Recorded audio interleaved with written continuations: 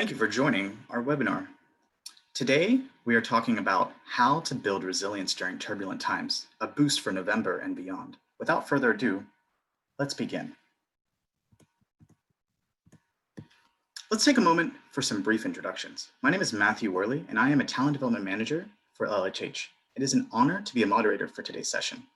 LHH is a global workforce firm that helps companies see the possibility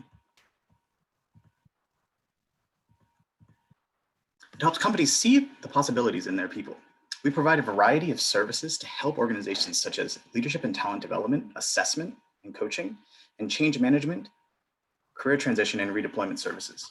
Our purpose and why we exist is to find and deliver opportunities for people and companies to thrive in a changing working world. Our presenter today is Joanne Layne, and she is Senior Vice President and U.S. Client Partner for the Americas at LHH. Joanne is a change management and resilience expert. She has delivered a winning approach to building capability in resilience and leadership in all phases of the employee lifecycle, and has extensive experience building organizational and leadership capability during changing times, such as restructuring, IT transformation, shared services implementation, and merger and acquisition. Joanne, now over to you.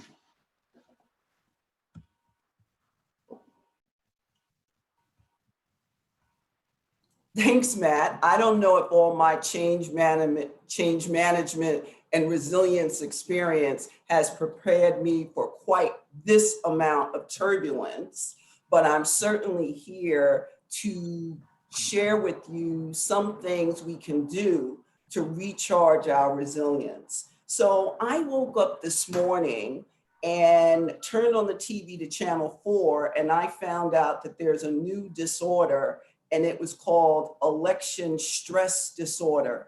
And it was a report about the American Psychological Association says they did a survey and 68% of Americans said that this presidential election is causing significant stress in their life.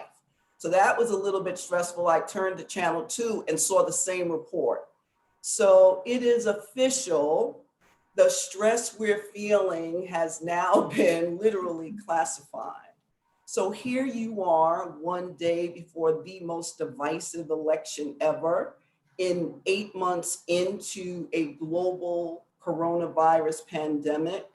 And I really appreciate you coming to get a recharge for your resilience. So we've been impacted in a way we never could even have imagined, from our work to our families, to what we do, where we do it, our wallets, even down to whether or not you can see grandma or grandpa has been impacted during this time. And as if that turbulence wasn't enough, let's layer on some other things: protests, social unrest, wildfires. I mean, there is no shortage of natural disasters going on right now. So if you're feeling like your resilience is sorely needed, you are right, because we are definitely being tested. But here's the good news. Resilience allows you to pass the test. So we're going to spend the next sort of 50 minutes or so talking about the what and why of resilience. And then we'll take a little look at change fatigue. We'll close out talking about what are some strategies to build resilience. And then we'll talk a little bit about lessons learned. So let me start off from the what. You know, there are many, many definitions of resilience that I can choose from, but I want to start with some foundational things I want you to know. And that is that resilience is an ability. It's a life skill, and it can be learned and improved. So if you came to this call today feeling like you don't have any resilience, I'm here to tell you it can be improved by the end of the call even. If you felt like you are very resilient and you just want to, check the box and see if there's anything you're not doing, your resilience can be improved all the time, and the turbulence is actually draining it. So we'll talk about why you need to be able to recover. So let's look at the ability it gives you. So it gives you the ability to adjust and recover, withstand, and even grow in the face of stressors and changing demands. And that's what this last 8 months have been. Nothing but stressors and changing demands and needs. And what we want is to have the ability to remain flexible and take initiative in the midst of ambiguity, all this uncertainty. We don't know when it's going to end. We don't know how the election is going to turn out. We don't know what's going to happen the day after the election. Whatever it is, resilience allows you to keep taking initiative. So I want to pose for you that resilience is your battery. It's a renewable energy source.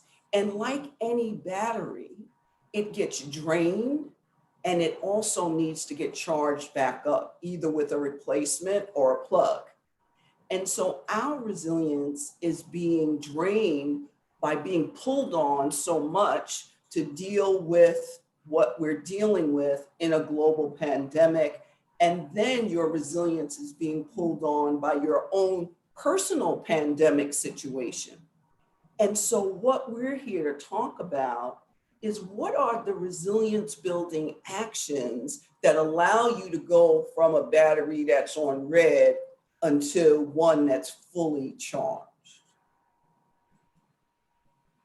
So I'm going to say that this resilience battery boost requires you to know the factors and the indicators of resilience. So this is what's in the battery giving you that energy. So to keep with that, so you need 4 batteries to be resilient. The first factor is your mindset. The second one is your ability. Then we have your resourcefulness. And lastly, your action orientation. And they're not in any particular order. So those are the 4 factors. When you think about yourself over the last 8 months, what does that look like? What has your mindset been? How have you honed and changed your different abilities? Have you been resourceful? And where have you taken action? So that's something you want to think about looking back on resilience and now looking forward. So let's talk about the one that I think is absolutely the most important to get started with, and that's your mindset. So in mindset, in that compartment for that battery, we've got your optimism, your attitude, and your self-awareness.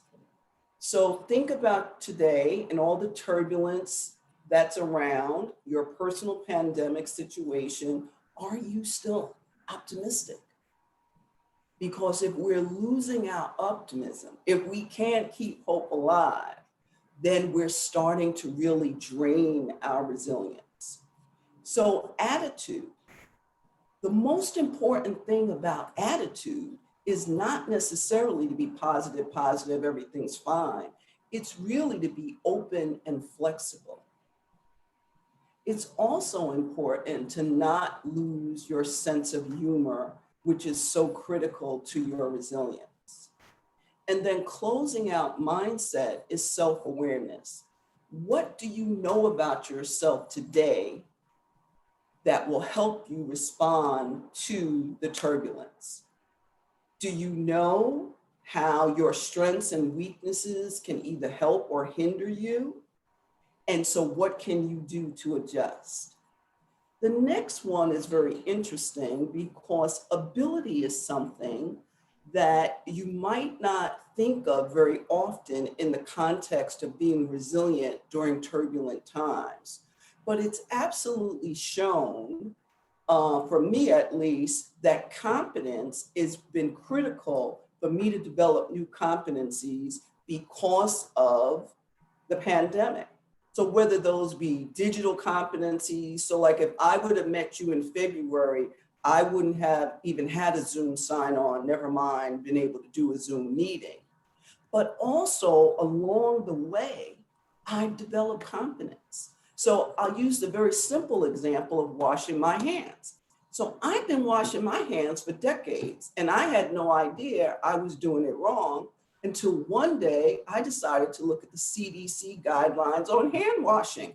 And it turns out that you're supposed to start with the water. Who knew? I never knew that you had to start a certain way to get a better wash. So I've been starting with the soap. So I actually learned many, many things. I mean, now my hands are so clean, I could do surgery, but I've learned a lot of things just to be able to navigate this time. And I'm sure if you think about it, you have learned something that you didn't know 8 months ago. Problem solving is key to being resilient. Actually, what we find is when you look at people who are not resilient, one of the key attributes that jumps out at you is that they're unable to think through a challenge to find a solution. They become paralyzed by the problem. And so ability is very important, not only the competence you have at your job, you sort of your life competence. And then lastly, have you been able to gain the information, the skills, and the facts that you need to do whatever you need to do? So we have heard so much about relationships and support over the last 8 months. And one word that we hear over and over again is about connection and making efforts to stay connected. And we've been concerned about a lack of connection. And what will that do to people? Not having connections, being isolated. We've heard a lot about loneliness and its impact on people's mental health. So we absolutely agree, resilient people seek connection. They make relationships and they have a source of support. But here's a very interesting thing about resilience, that if you ever have a day when you're not feeling your most resilient, one of the best things you can do to come around from that is to help somebody else. So helping others really helps you feel better.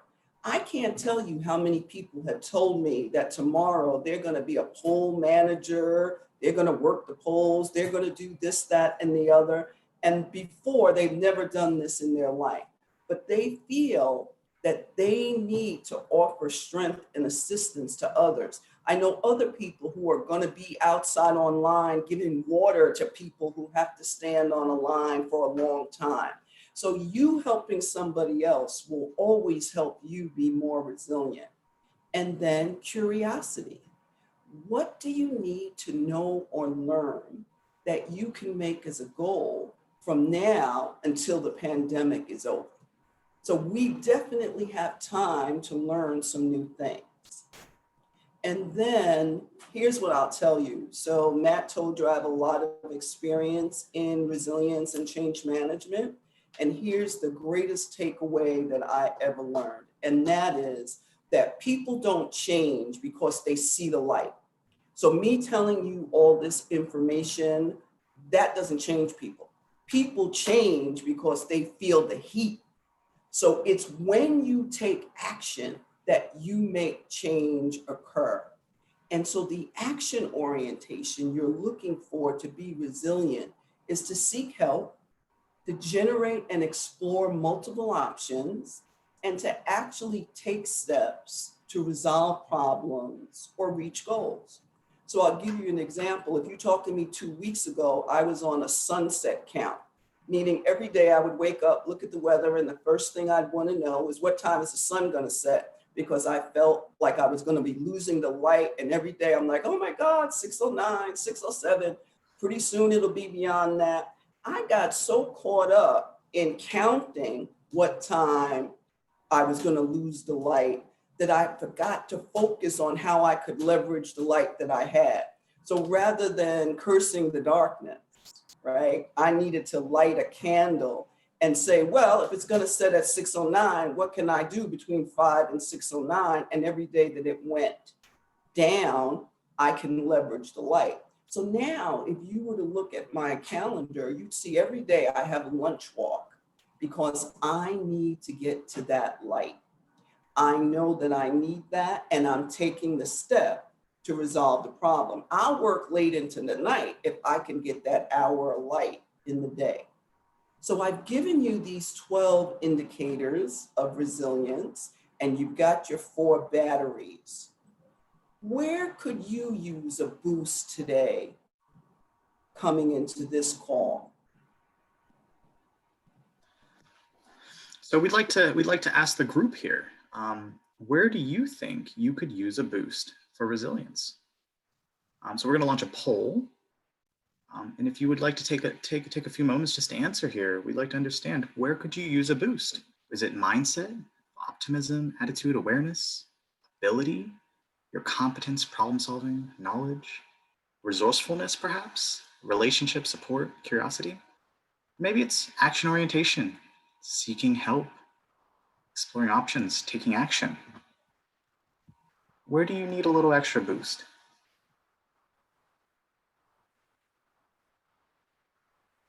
I think maybe we'll close up the poll here in a few moments. And I mean, it looks like, Joanne, we have mindset at 42%, action orientation, so seeking help, exploring options at 37. Then we have resourcefulness and ability as our lower ones. Resourcefulness at 11% and ability at 10. Well, thank you. So turn that over to you. You picked the 2 that you actually have the most control over. So isn't that a great way for me to actually be able to lead into this next section? Because you don't need anybody else to do anything for you around mindset or action orientation. It's all in your hands. So when we look at those indicators, when we look at those factors, and you came to this call, the question is, why do we even need to be resilient? What's the payoff? I have to tell you that over the last 3 weeks, every single day, I have heard or read the word resilient showing up somewhere. As a matter of fact, if I was playing a drinking game, I'd be quite drunk by now, because everyone's talking about resilience. So what is it? What does it enable you to do? So I call this the resilience payoff.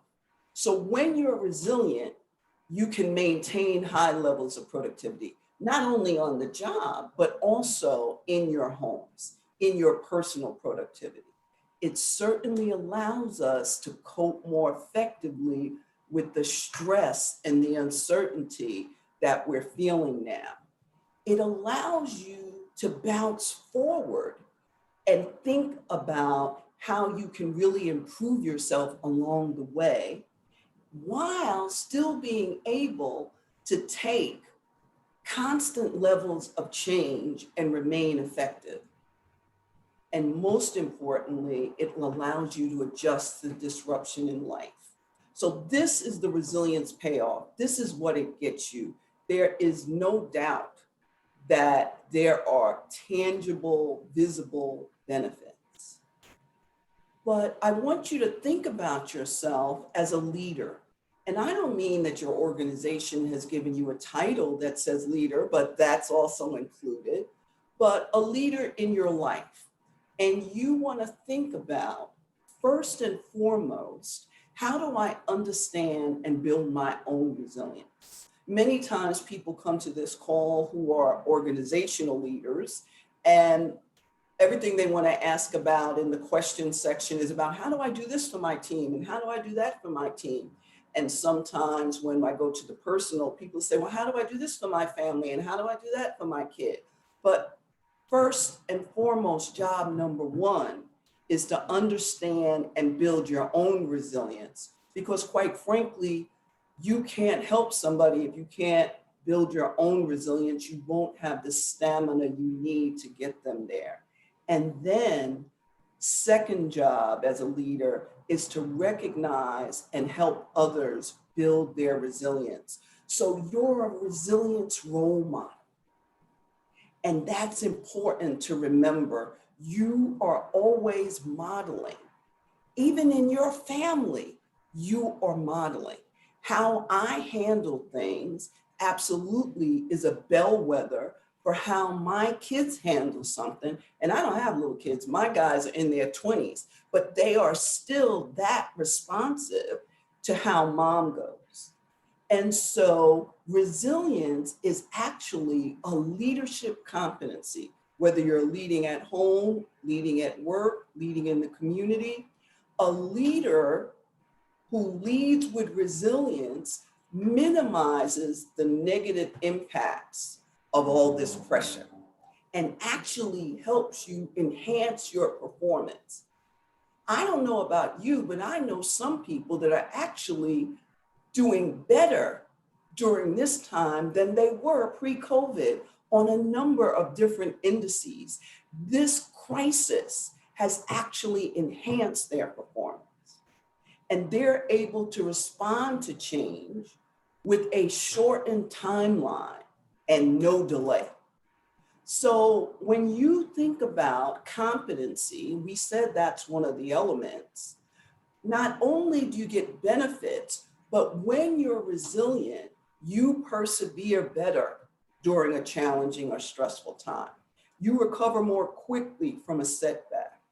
And here's the benefit you need right now. You are comfortable with uncertainty. And as things change, you go with the flow.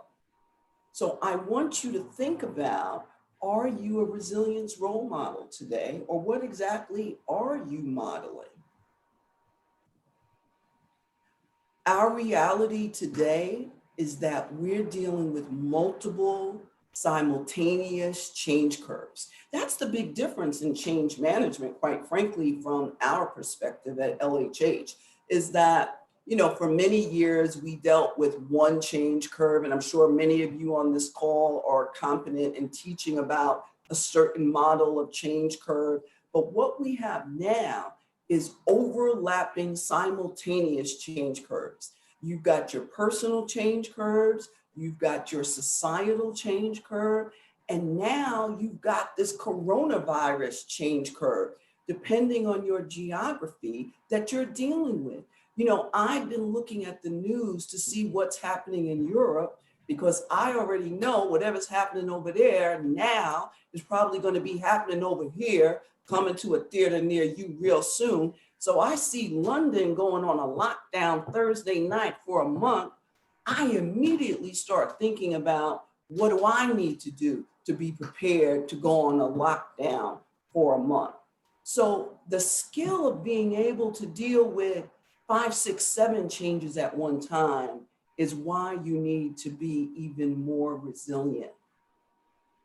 And when you're dealing with the amount of change that we're dealing with, there's no way to have this conversation without talking about change fatigue. We've heard about COVID fatigue, pandemic fatigue, and all of that is change fatigue. But it all has the same kind of symptom.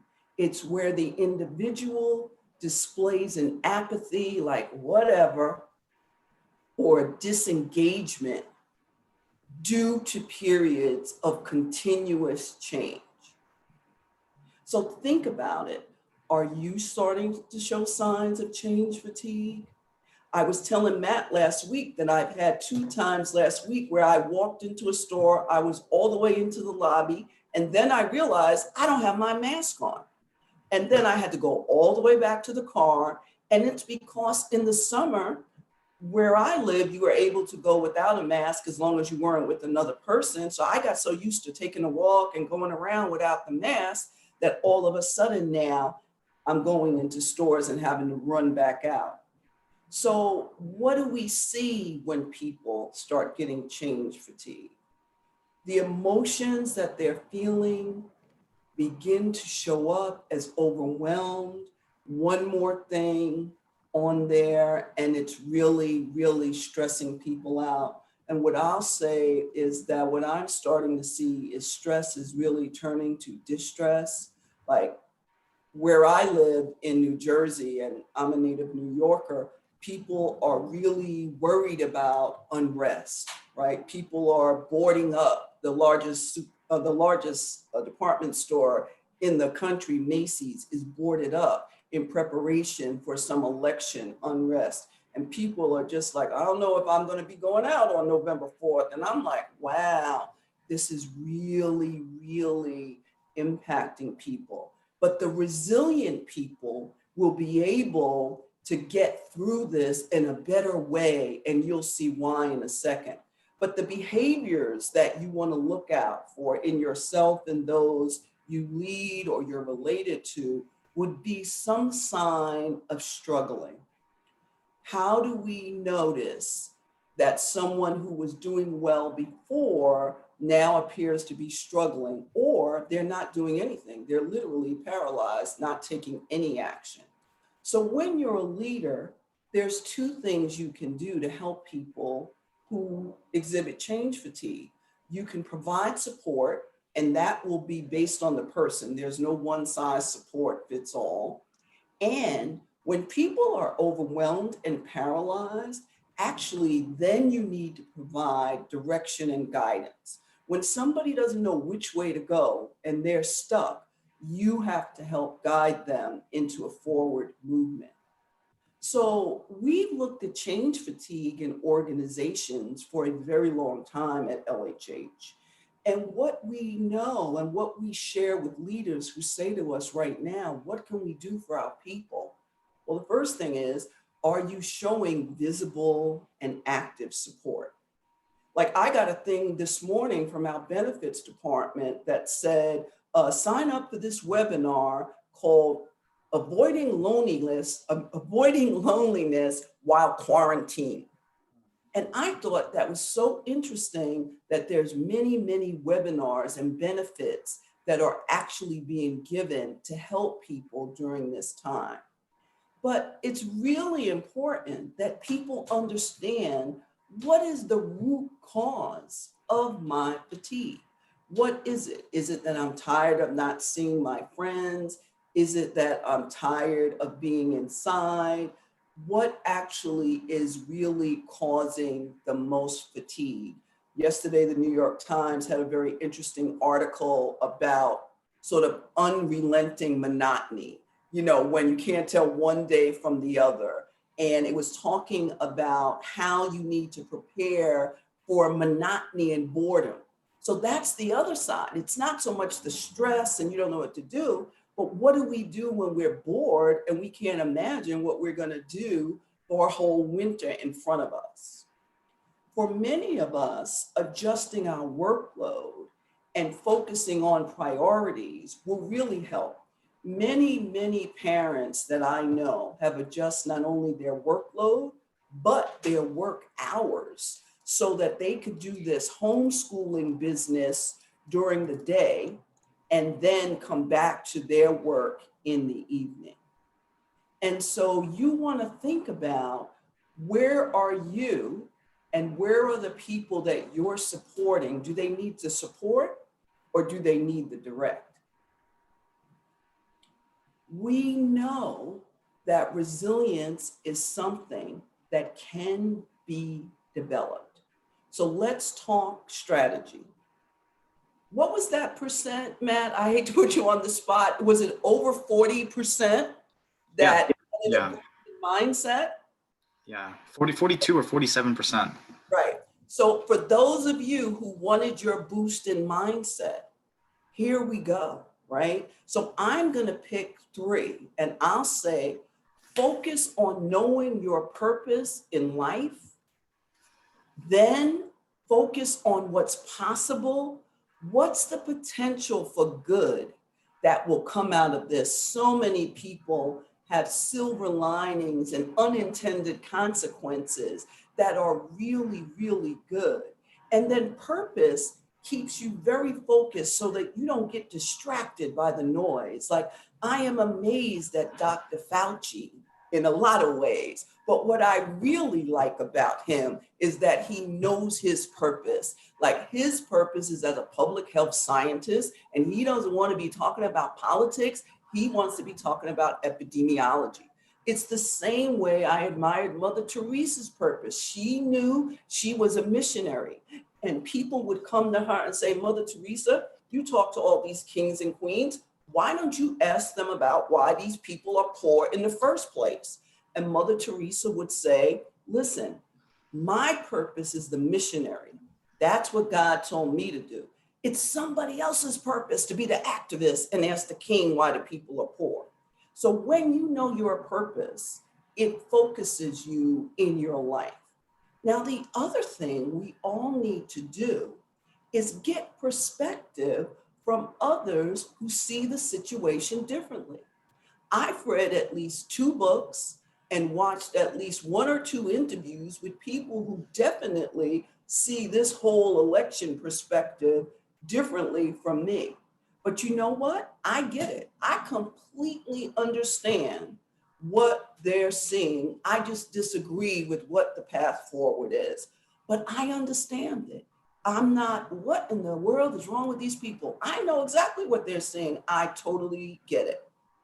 So think about that. For your mindset, zero in on your purpose, focus on what's positive for you, and then gain perspective to see it all the different ways. And so I've been telling people, no matter what happens tomorrow, nor when the count comes, I'm gonna be all right, because I know I have the resilience and the ability to deal with it.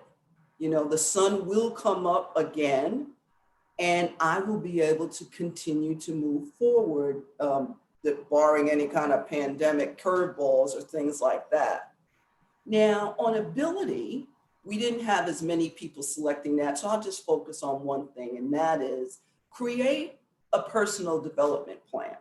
So as I said to you, I'm very concerned about what I'm going to do with the loss of light. Now I'm inside for a whole lot more than I was before. So I've got to have some goals around what I'm going to do.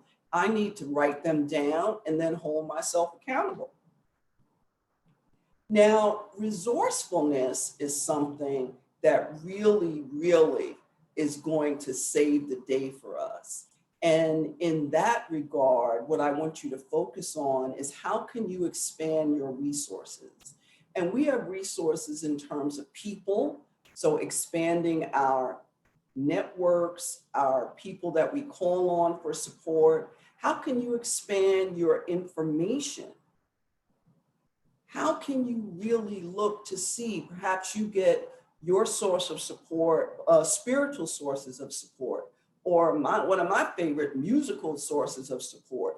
What is the playlist that I'm going to be playing for the rest of the month and beyond to help me get on? And then come up with a new idea that I can act on right away. Now, as I said before, none of it matters if you don't take action.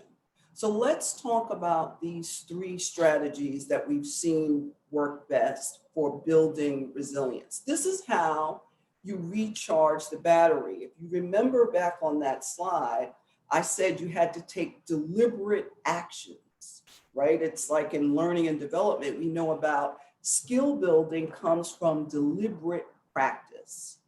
So when faced with a problem, what are at least 2 potential options for each problem you're faced with on how to address it?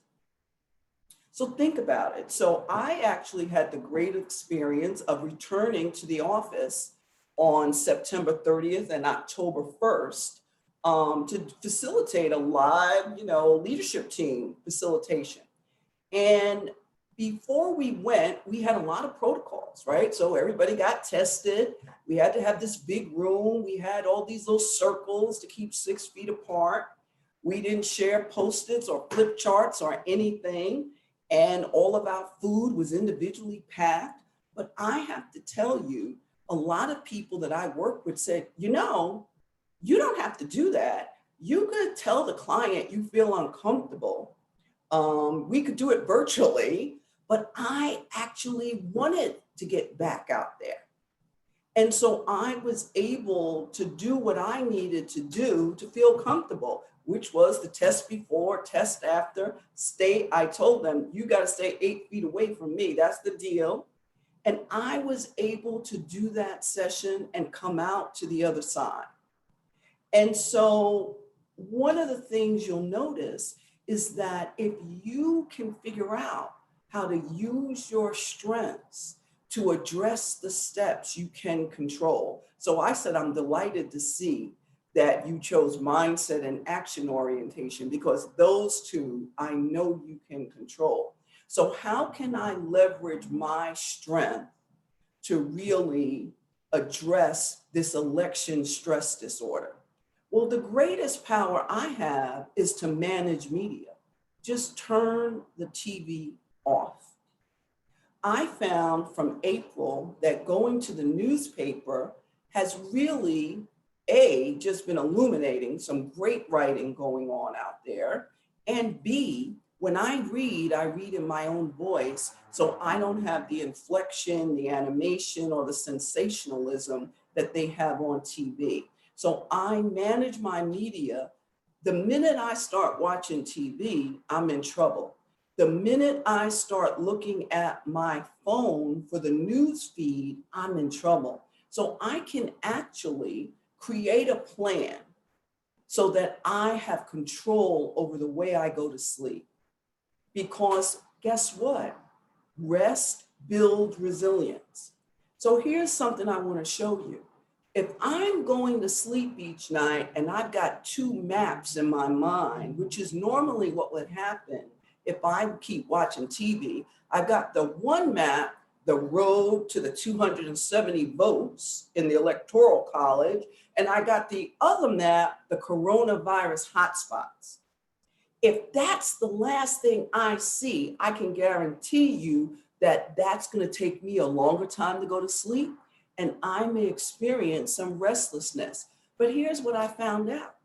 If I don't know the road and I don't see the hot spots, I'm not putting my head in the sand, I sleep better.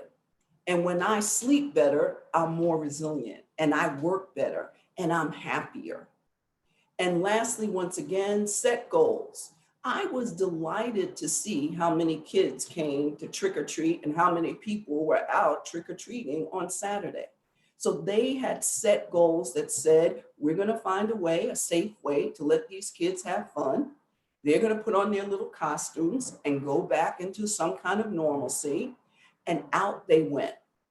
And so that's something you can do as you start to think about, what can I prepare for? I want you to think about, what lessons have you learned? So the thing that I have found so marvelous about watching the science of the pandemic is that scientists absolutely use lessons learned, and so do physicians. So I'm going to give you an example of a very simple lesson learned that has saved hundreds of thousands of lives. And that is, physicians noticed back in the very hard, bleak times in April in New York, that people who were very low on oxygen, if they turned them over onto their stomach, they got more air into their lungs. And so that practice, which is called proning, so they realized the longer I can keep you off a ventilator and get more air into your lungs, the more likely you are to survive. And so it's become standard practice when treating COVID patients whose oxygen levels you want to improve, to turn them on their stomach. And that is so simple, didn't cost $1, didn't do one thing, it's just you just learned a way. So I've been watching the same way with resilience. And the lessons I've learned is that when you're going through turbulence, you have to be intentional. I have to actually say, Today, I choose this mindset. I choose optimism. Today, I choose to take action and connect with someone. So it's very intentional. It doesn't come to you by osmosis. You can't be resilient because you're sitting next to a resilient person. My kids don't get a benefit. There's no trickle down resilience other than the modeling, right? So that's one thing. The other thing is if you don't recharge. So I've been asking people, what do you do to recharge? Because it's really important that you have something. I've also been asking people, where's the joy and where's the pain? Because knowing those two things gives you an idea around what the real meaning is for this person at this time. So many of us are experiencing still lots of loss coupled with grief. So, I mean, you've had a lot of loss, a loss of where you go to work, if you go to work, a loss of perhaps quiet if your children are home all day, a loss of seeing relatives, seeing friends, doing whatever you want to do. And if you've lost somebody due to the pandemic, you've got the grief of that. And you really have to find a way through those four channels: mindset, optimism, resourcefulness, and ability to recharge. And here's what we found: conversations and coaching on navigating change, managing the loss and grief, and sustaining self-care in the workplace help. So when you talk to people, hey, tell me what you're doing to navigate this change. How do you manage loss? And this way, you're helping people to really focus on things they actually can do. And then, of course, there are role models around who can inspire you. So, who's inspiring you, right? Who are the people you know that may be in your family? I know I've seen some of these people who survived COVID who are very upbeat now, and they're real role models of resilience. And lastly, we've said over and over that you've got to set goals, you've got to take steps. I want you to think about the lessons you learned. So, Matt, do we have anything that we've seen so far popping up that I need to address before I go into this formal Q&A?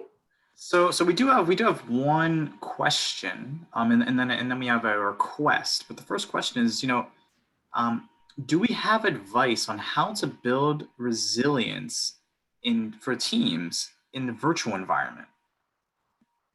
Oh, yes. So I would say, so building resilience, whether it is virtual or in person, I'm just going to go back to a slide if you don't mind, is always going to be about the same things, right? And what you want to do when you're in the virtual, all of it requires that we actually ask for people to demonstrate it. So, okay, so I'm on the virtual call, and let's say I'm a leader. And what I want to do is gauge the mindset of my team. So I might say, well, this team right now, this week is kind of negative. They're like, woe is me, and what's going to happen?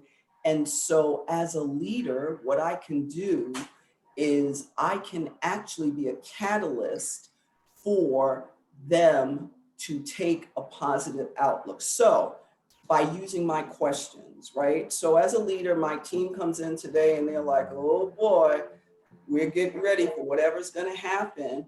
I can say, what good could happen, right? So how can you maintain a positive outlook? I used to have a team that actually was pretty negative, and virtually I would say to them, is there anything good that can come out of this? And people would always find something. The next thing is you're making the deliberate practice happen. So let's say your team is not good with the problem solving. They always come back to you.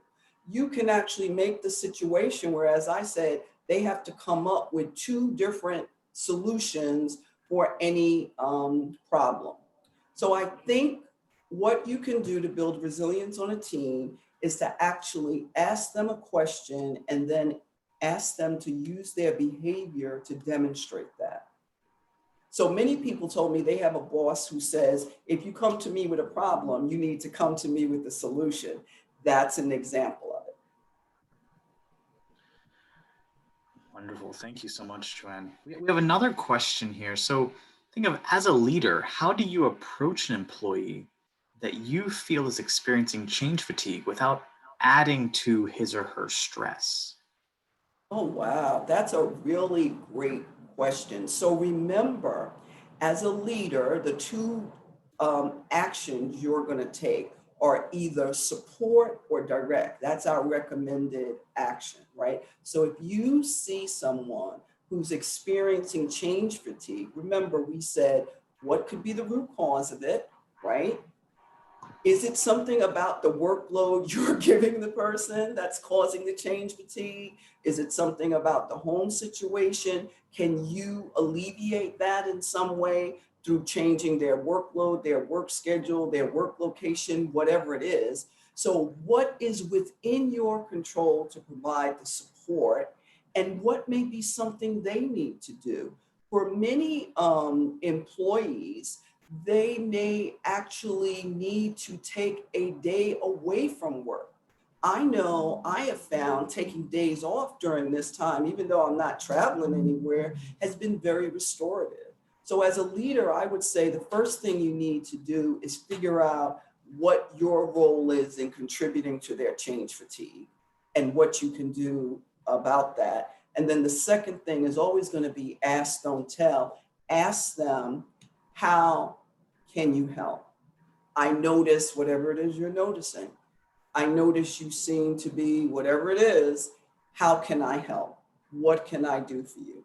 And then what can you do for yourself also is interesting. But I think when people are in change fatigue, very often they need you to give them the support without them telling you the support they need. Meaning, don't ask me what kind of support I need, just do what you can to alleviate your role in causing the fatigue. The fatigue that's coming from, I'm tired of Corona, I'm not sure what you can do about that other than this change management trick that I always have. When people are fatigued by the velocity of change, I always tell leaders to remind people of what's not changing. So if I take myself as an example, many things have changed for me over the last 8 months, but many have not. I still live in the same place. I still see the same people that I saw. Primarily, I still see those same people because most of them are related to me, are very, very close friends, and we're in the same bubble. So I haven't lost things like that. So what's still the same? Now I'll give you an example. I'm a person that before COVID spent every weekend at the movies. There, for the last 20 years, if there was a weekend where I wasn't at the movies, you better believe I was sick or in the hospital. I completely can't imagine ever going back to the movies. As a matter of fact, I was out at Costco Saturday, which is near the movies, and I was amazed at how many cars were in the parking lot. I'm like, who are these people going to the movies? I don't know when I'll be going back to the movies. I haven't missed the movies. I can watch movies at home. What I miss is Broadway. I used to go to a play every other week. So that I miss, and virtual plays are not Broadway. So long-winded answer, but you absolutely can do something. We have Carolyn who said, me too, in the chat. What you doing too, Carolyn? I have to talk to you later. So we have I think we have time for maybe one more question before we continue. So this question is, can implementing rotational assignments be considered a possible stress reducer in addition to it being a competency builder? I love it. So so in general, I would say this is a great idea as long as the rotational assignment in and of itself does not increase my workload to such an extent that that becomes a stressor. So, this reminds me of an idea I had back in the day when I was an HR generalist. I went to the head of HR and I came up with this great program called Job Swap. So what that would mean, Matt, is that when I got bored with my job, I'd swap my job with you. So you do my job and I do your job. Now that's all fine as long as your job isn't 20 times harder than my job, because now I'm not having fun. So I would say as long as the rotational assignment is comparable in terms of effort and exertion, because what we know is that change fatigue is driven by the amount of effort someone has to exert. But I think other than that, it's a great idea. Wonderful, wonderful. Thank you. We do have a few more questions in the box here, but we might be cutting it short here.